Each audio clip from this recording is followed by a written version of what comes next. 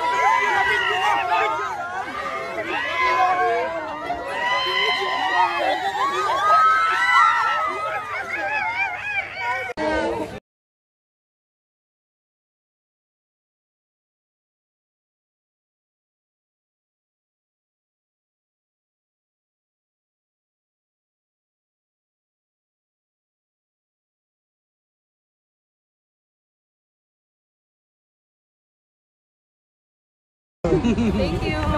Ako naman. Di ako ang fan niya. Since 22. Oh my God. Hinabol pa kita lang. Thank you. Ako naman.